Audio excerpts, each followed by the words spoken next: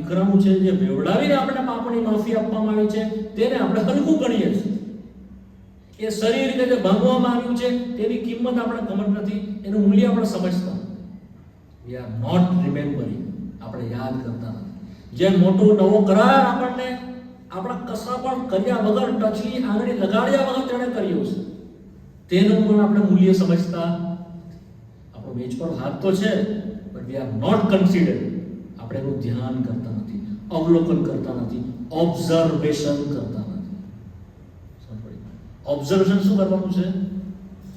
તેના લોહીનું અને તેના શરીરનું અને જે નવો કરાર તેને કરીએ, યાદ કરીએ છીએ અને મરણ.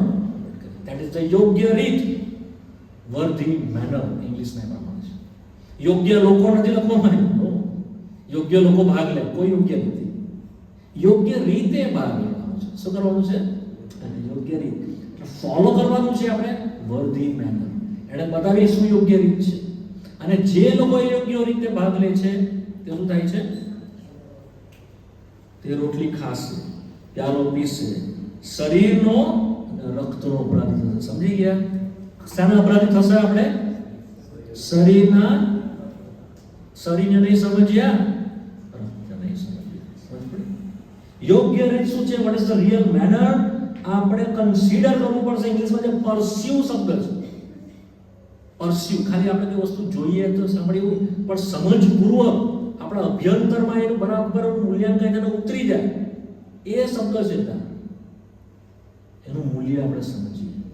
એ શરીર મારા માટે ભાંગવામાં આવ્યું છે, મને બરાબર મારા અંદરમાં રહે. એ લોહી મારા માટે ગવડાવવામાં આવ્યું છે, બરાબર મારામાં રહે. It is very precious, very very precious. તમારો હાજ મારી મેચ પર છે. જો આની પ્રેશિયસનેસ વિશે તમારે ફરી જાણવું હોય તો આગળની 9 બાઇબલ સ્ટડી એના ઉપર જ આપી છે. એનું મૂલ્ય આપણે જાણીએ ત્યાર પછી મેં આ લીધી 10 બાઇબલ સ્ટડી કે હવે આપણે ઓબ્ઝર્વેશન કરવું.